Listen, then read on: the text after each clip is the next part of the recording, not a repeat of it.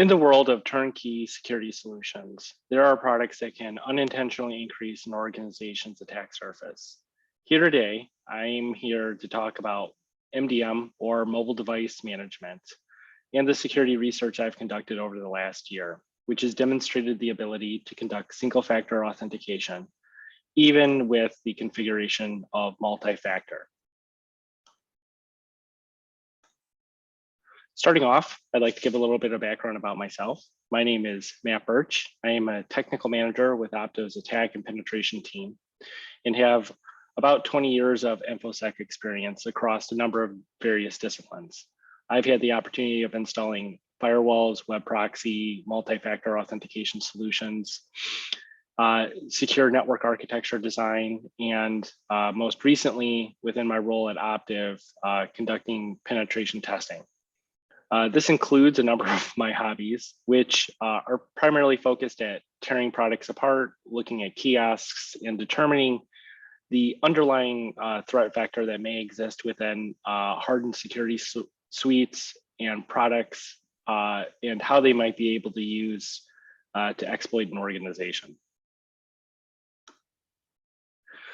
So starting off with MDM, the attack surface is primarily focused against the internet. So I'd like to dive in and take a look at what the internet attack surface actually looks like. Commonly, during an internet-focused penetration test, the common threat vectors we traditionally look at are credential compromise, web application deficiencies, application vulnerabilities, permissive access, and/or information disclosure. One of the most common attack vectors is traditionally credential compromise. However, with the adoption of multi-factor authentication and limited ability to do user enumeration via Microsoft Outlook web access, this attack surface is slowly dwindling or decreasing in availability against most organizations. Microsoft O365 has also started to look at improvements, reducing the ability to conduct user enumeration and single-factor authentication attacks. However, enter MDM. So what is MDM? MDM is a security solution suite that's leveraged to secure untrusted mobile devices or roaming devices that may gain access to a corporate environment. The three main pillars of an MDM solution are integrity, policy enforcement, and provisioning. Integrity validation is mostly done to validate that the mobile device is a trusted platform, it hasn't been jailbroken, and there isn't any malicious software that can present a risk to the organization. Policy enforcement is the process of securing credentials, limiting the password length, limiting the minimum password length, and ensuring the device is encrypted. And then provisioning would be the implementation of corporate applications on the mobile device. For example, VPN, email access, access to internal web applications. So taking a look at the players within the MDM marketplace, over the past 10 years, the MDM security industry has significantly changed, reducing the available product line and thusly pinpointing the possible attack surface. So on the left is a Gartner report from 2011 that demonstrates what the MDM security industry had looked like. Fast forward 10 years to the most recent report from 2020, and the attack surface is significantly reduced and or been pinpointed. This allows us to narrow our focus to the probable security solutions and or technologies that may be deployed within an organization. So what's the state of MDM? I've observed that there's a high adoption rate. Essentially, every organization or any organization that has a mobile workforce over the last year, that's almost everybody, has some form of MDM. There's the need for roaming remote employees get access to email and get access to internal corporate resources. Given the state of MDM and the fact that it's implemented across a person's mobile device, it has to be internet accessible. So it's always available. It can be accessed, it can be profiled easily from the internet. And traditionally, they're not secured via any VPN or restricted access type of implementation. MDM also provides direct access to corporate resources, which is great and primarily why it's a target of this discussion. Additionally, some instances of MDM are cloud hosted, and in the implementation of where the solutions presented within the cloud, that potentially increases the authentication attack vector depending on how credentials are managed and synced into that cloud hosted environment. So there's a number of different factors that play into this being a likely attack surface. So to narrow it down, there's two security solutions I've essentially conducted research and vulnerability disclosure against. This has been VMware's AirWatch and Ivanti's MobileIron security suite. Across both of these product lines, the attack anatomy that I've observed follows a three-pillar approach. We'll conduct discovery to identify what MDM solution may be deployed and identify the authentication endpoint associated to that MDM solution. Upon identifying that endpoint, we would then profile that endpoint to determine what type of authentication is enforced and what, if any, restrictions may be implemented.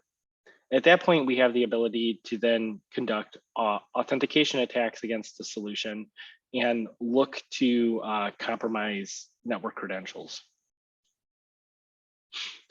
So diving in, taking a look at AirWatch. Looking at discovery within AirWatch, the primary focus, primary intention of this discovery mechanism is to identify the authentication point and then the group ID. Within AirWatch, the authentication process is triggered against an endpoint, the MDM, which can either be an on-premise piece of equipment or a cloud-hosted implementation. The group ID is associated to the organization and a requirement to conduct any authentication. During the disclosure proceedings with VMware, AirWatch had identified the group ID as well as the authentication endpoint to be public domain and weren't considered sensitive in nature. As a result of this, I have an example demonstrating the version 1 API call against VMware.com. So essentially, we submit a GET request to this API with the last variable being dynamic, associating to the end domain. The way this would traditionally get populated is on your mobile device. When you type in your email address, it splits the domain off after the @ sign and then prepends it to this request. The server would then respond back if discovery services are enabled with the authentication URL that's attributed to the endpoint as well as the group ID, allowing you to validate what group is needed to conduct authentication registration. Upon identifying the endpoint, we can then move into the profiling phase. The purpose of this is to validate that we actually have identified the proper endpoints and we have the proper group ID. It also allows us to identify any authentication requirements associated with that environment. Again, this uses a web API. So we submit a post request to this API endpoint with a stripped down message body. During my security research, I've observed this JSON payload is essentially all that we need to garner the details that we need from the authentication endpoint. Of this configuration, the only variable factor is the group ID. So we can't get any authentication details back from the endpoint without having the group ID. So this is actually a critical component to profiling an environment. Upon successfully submitting the request, the MDM solution is going to provide back a number of details. Specifically, I have the JSON object next step, which is the primary focus within my research, which identifies the authentication type. Here we have type 18 as the designated authentication type attributed with VMware.com. Type 18 is primarily associated with SAML-based authentication or one of their MFA implementation partners. This is additionally validated because of the service URL, which is directly attributed to the SAML authentication endpoint. Accessing this endpoint then allows you to conduct or initiate the multi-factor authentication that would allow the OAuth token to be presented back to the MDM solution for registration within the MDM. During the examination of these product suites, I've observed a number of different authentication types to be presented back. -1 identifies that registration has been disabled. This is primarily only presented within environments that have a cloud-hosted solution, whereas the VMware AirWatch solution may be configured in an eval state, or the customer's disabled their service with VMware. You would get a type 1 response back indicating registration's been disabled or that group ID has been disabled and is no longer able to accept registration. Type 2 and type 4 are both attributed to various single factor implementations, depending on the provisioning of the MDM solution. What features and functionality may be enabled. These type values will rotate and change. This is prevalent between type 8 and type 18, where there's about 10 type ID values that have not yet been enumerated, but are believed to be associated with various token registration and or MFA implementation partners. Depending on the endpoints that AirWatch may be implemented with, the type ID could be directly associated to the different third-party integration. For example, if they were using Okta or VMware's specific MFA SAML registration portal, the type ID attributed to that may rotate. So upon collecting this value, we can directly identify what type of authentication mechanism is intended to be used for the environment.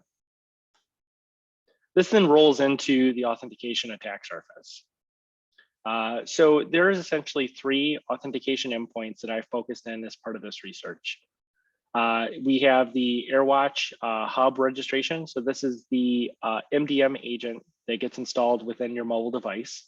The traditional authentication mechanism to register and pull down the profile.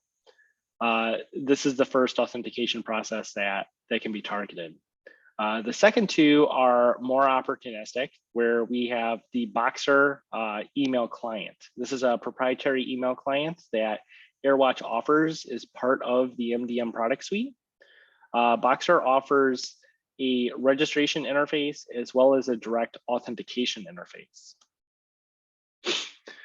So taking a look at the anatomy of how the AirWatch MDM solution is configured. Traditionally, when you look at MDM, this is true mostly across all Android implementations, is once the registration is completed with the MDM, a work profile is installed on the mobile device. This work profile is essentially a secondary user account that's isolated within a container on the mobile device. All the applications that are installed within that container are not directly accessible to the primary user of the phone without authenticating into the work profile. This allows segregation between the managed and unmanaged perspective of the mobile device. Traditionally, though, from this configuration and from the understanding of the container isolation, one may assume that all the MDM clients actually funnel through the authenticated MDM registration mechanism. However, that's not necessarily true. When we take a look at the Boxer email client, for example, the Boxer email client is contained within the work profile and is part of the MDM registration. However, when we launch the Boxer agent to conduct authentication or registration processes, that communicates directly through the traditional internet communication medium to the MDM endpoint via a publicly or persistently accessible API. Based on this, from an attacker's perspective, we can then subvert the whole MDM registration process and then look to target the Boxer authentication endpoint directly without the need or requirement to do any MDM registration. So what does this look like? Essentially, the Boxer agent conducts two variable post requests. The first post request, it demonstrates the client submitted headers associated with the Boxer registration process, where the secondary post request is the client headers associated to the Boxer authentication request. Observe both these authentication requests leverage the same API endpoint. The only variable factor within this communication medium is the content type designator. When we're doing the Boxer registration, it uses a content type of UTF-8 and submits an XML formatted message body. Whereas when we're doing the Boxer authentication, it uses application JSON and submits a JSON formatted message body. This is interesting for two reasons. One, AirWatch has recognized the Boxer registration process to be deficient or not of interest to most customers, and that functionality can be disabled. However, disabling that functionality doesn't restrict or prevent access to the API endpoint. It just disables processing of the XML formatted message body. Therefore, if you disable Boxer registration, the Boxer authentication mechanism is still accessible because the API endpoint is never disabled.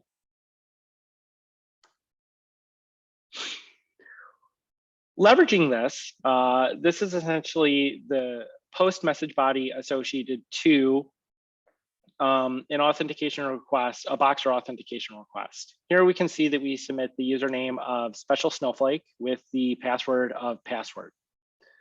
Submitting this to the MDM endpoint presents back a status code. So here we get the status code of auth1001. Depending on the content that's submitted to the Boxer authentication agent, these status codes have variable value. -1 would indicate an invalid group ID. 1001 indicates an authentication failure via either improper username or password. 1002 indicates the account is locked out in the Active Directory domain. 1003 indicates the account's disabled, and 1006 indicates the authentication was successful.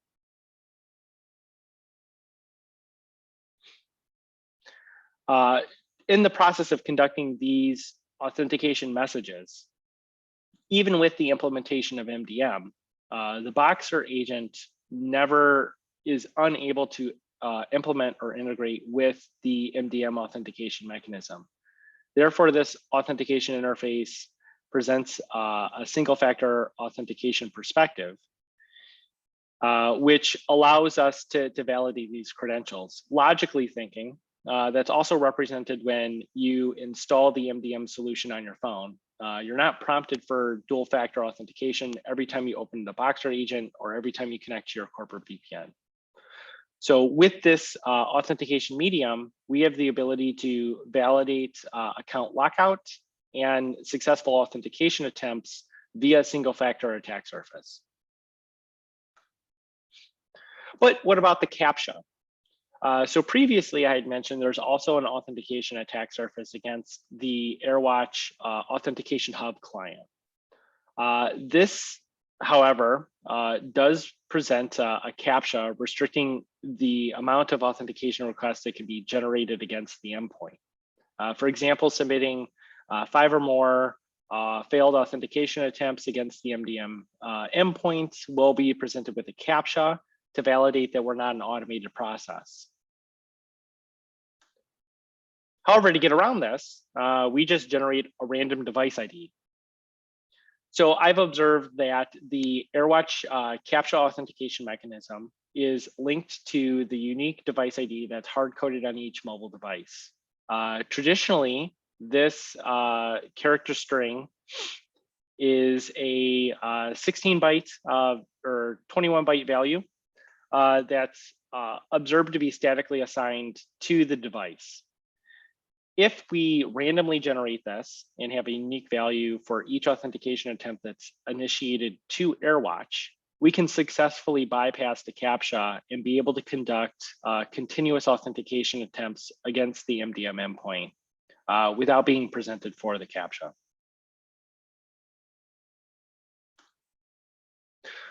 The second product suite that I've conducted research against is MobileIron. This contains a very similar attack anatomy to what was previously discussed with AirWatch. However, there's a few deviations to the vulnerable attack vector that MobileIron presents. During the security research, I've observed or identified 3 MITRE recognized CVEs. As I walk through the attack anatomy, I'll go into each one of these in a little bit more detail.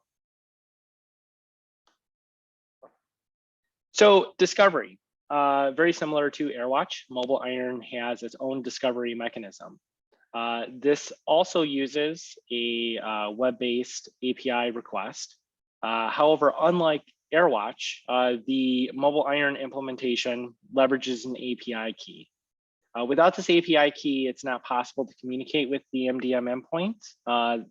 This API key is not publicly disclosed from what I was able to understand.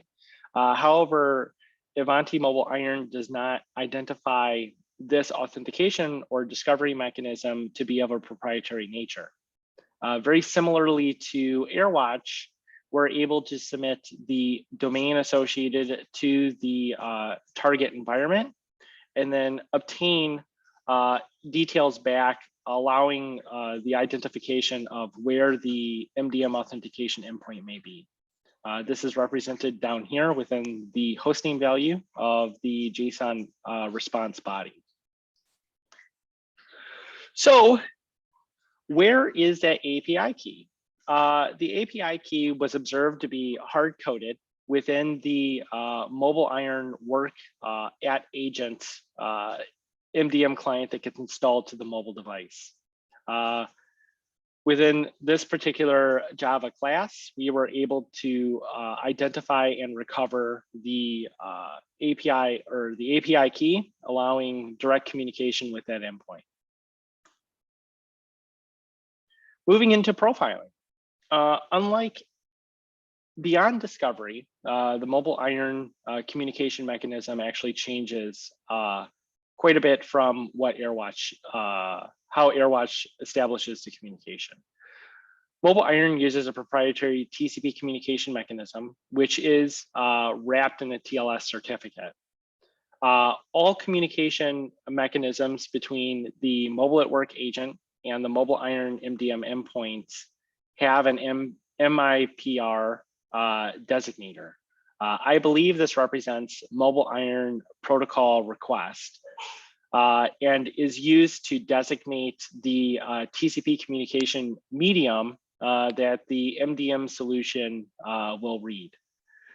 During the security research and examining numerous requests between the client and the MDM endpoints, I've essentially been able to identify the following payload header, which is detailed below, demonstrating how the MPIR protocol may be formatted. So essentially we have the first request header here, MIPR, which designates the protocol type. Then there's some version flag information packet size is dynamically calculated based on the length of the payload variable that's submitted. And then there's a GUID value. That GUID value actually rotates and is used as somewhat of a tracking mechanism between the client server response. There's a small incrementation that's occurred via numerous communications. And then essentially the thing that we primarily want to look at is the opcode that comes back within the authentication or within the communication transmission. This opcode is actually unique and allows us to identify successful and failed authentication attempts, as well as other variable configuration details within the environment. When we go and submit the profiling request, this is actually leverages a larger message body that pulls a number of profiling details from the mobile device. During the security research, I had essentially spoofed the fingerprints of my mobile device to represent a Pixel 2 running Android 11 with a specific set of version keys and software packages on the mobile device. The reason this was done is because during the communication with MobileIron, if the OS version and or build number was not directly recognized by the MDM suite, the authentication request would be denied. This had led to the identification that MobileIron contains an index of valid version numbers and mobile device build numbers to validate the inbound profiling and or authentication requests. To reduce the deficiency of communicating with this endpoint, a standard message body was identified and used throughout the creation of the tooling that will be discussed later. So upon submitting a successful profiling request, what do we get back? We get back this TCP message body, and breaking this apart, we essentially get a validation of what the configuration of the endpoint is. Again, the primary purpose of profiling the environment is to obtain authentication details of the domain. So upon successfully communicating with the endpoint, we get back a opcode message. This opcode slightly changes depending on the configuration within the profiling domain, but it also provides the ASCII validation of the configuration triggers that are set within the domain or within the MDM solution. In-app reg password designates user password authentication to be enabled. In-app reg pen designates pen authentication to be enabled. If both of these are set to a true value, that means that we're using pen and username authentication. And then there's also a validation for mutual certificate authentication to be enabled, which essentially just enables CRL validation within the mobile at work agent. The default configuration of the mobile MDM agent does not actually validate CRL or malicious certificates. So one of the unique authentication mechanisms here is in-app reg pen. What this is a pen-based authentication mechanism that MobileIron has implemented, which enables pseudo multi-factor authentication. MobileIron does not have a direct integration partner or configuration with other multi-factor authentication suites. So to reduce the attack surface of single-factor authentication credentials, a single-use 6 numerical character PIN is presented to the user for first-time registration.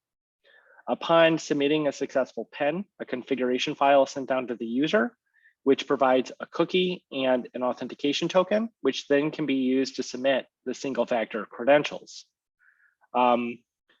This configuration essentially reduces most of the single factor authentication attack surface. However, PIN registration can also be brute forced because there isn't a CAPTCHA or validation against automated authentication attempts against a single PIN.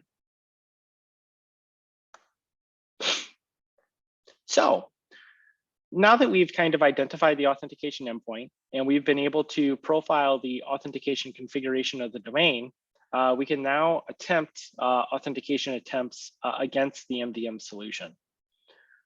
So there are 3 different authentication mechanisms that are targeted as part of this research. We have user password authentication, PIN-based authentication, and then PIN password-based authentication. Submission of these authentication requests actually contain the same profiling message body that we had previously identified, with the addition of a few additional variables. So we'd have auth username, auth password, auth PIN, and/or a combination of those 3. However, during the research, I had observed the auth username, auth password, and auth PIN seem to have a non-descriptive encoded value, which didn't represent the clear text submitted credentials, which rolls into the second CVE. 2020-35138 identifies that the mobile at work agent to contain a hard-coded encryption key. These values are encrypted with an AES cipher, and the hard-coded key to encrypt and decrypt those values was statically coded in the mobile MDM agent. Upon extracting this key, we can then encrypt and decrypt these values at will. For example, we can decrypt this value to represent MobileIron, and then we can decrypt the password to represent the ciphertext of 1. So with the ability to encrypt and decrypt these values at will, this presents the opportunity to potentially do a man-in-the-middle attack. However, more probably, this gives us the opportunity to directly interact with the MDM endpoint. If we know the authentication mechanism and communication mechanism to interact with the endpoint, we can then automate authentication attacks against the environment.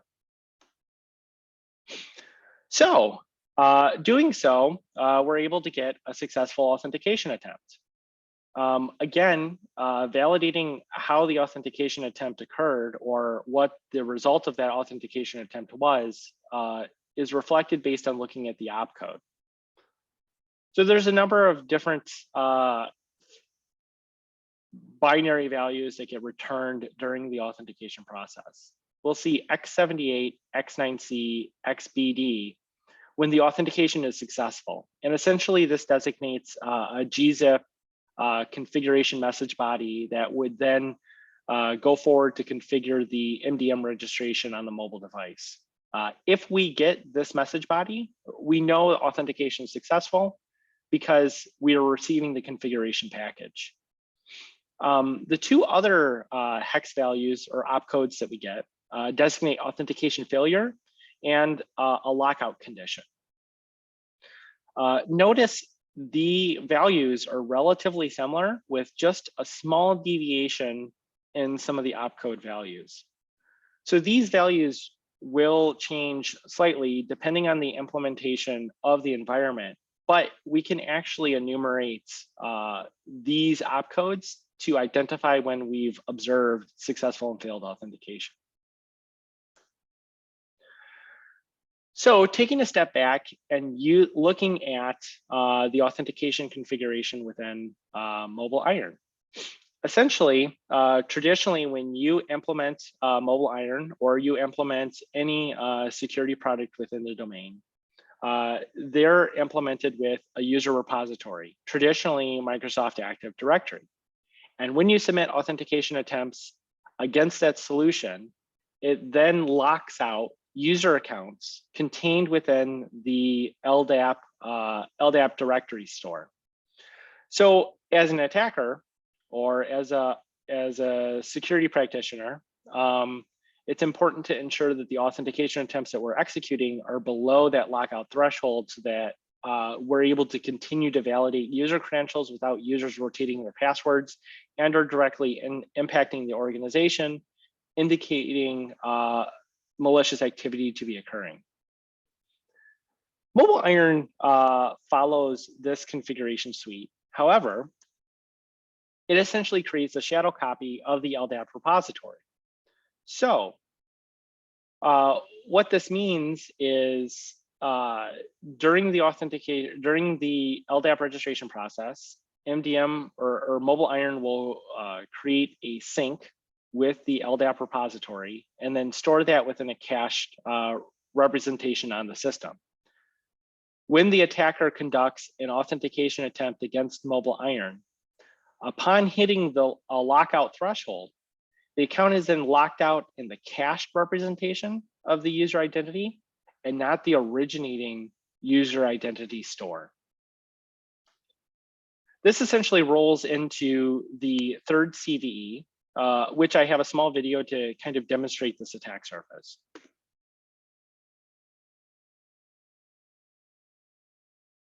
So here we're using a tool developed called Rusty Iron, which is specifically focused against the MobileIron product suite. And we have a number of various methods that we can leverage. We can see here that we use the profiling mechanism against a lab implementation of MobileIron, which allows us to validate user authentication to be configured for this environment.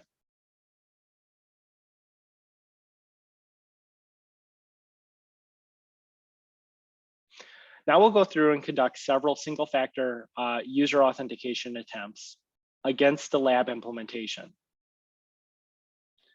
James Smith is a successful authentication attempt. Mary Smith fails, and Joe user fails.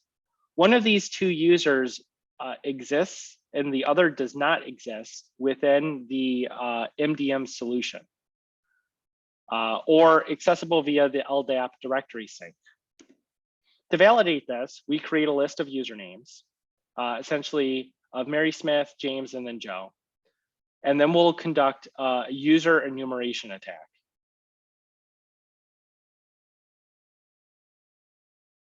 From the results, we can now see Mary Smith and James Smiths have been validated as a user to exist within the MDM solution. However, the lockout condition that was triggered as part of this enumeration identifies the lockout to only be up to 30 seconds. The reason for this is because MobileIron locks out the user account in the shadow copy of the LDAP repository and maintains a lockout threshold of about 30 seconds. To validate user enumeration, we then do several authentication attempts against the MDM solution, and based on the representation of the lockout criteria, we can then validate whether or not we have a successful username. For example, if there's greater than if a lockout condition occurs after 5 or more authentication attempts, we know that it's an active username. If the lockout condition occurs after the first authentication attempt, the username is either disabled in Active Directory or the account's already locked out. If a lockout condition never occurs, it's a non-existent account.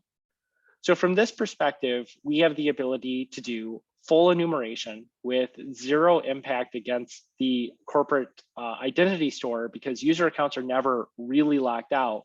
They're only locked out within the MDM solution for a very small threshold. This allows us to perpetually conduct authentication attempts against those users in the configuration of the single factor username and password. So big deal, so what now? You've demonstrated the ability to do single factor authentication against several MDM suites. The rest of my domain uses multi-factor authentication. There really isn't an attack surface with the compromised credentials you got out of my MDM suite. Well, not exactly. There is a post-X attack surface associated with MDM. Once we gain authentication of credentials, or we're able to validate authentication credentials against the MDM, we could register a malicious device. As previously discussed, when the malicious device is registered, we then get access to that user's email.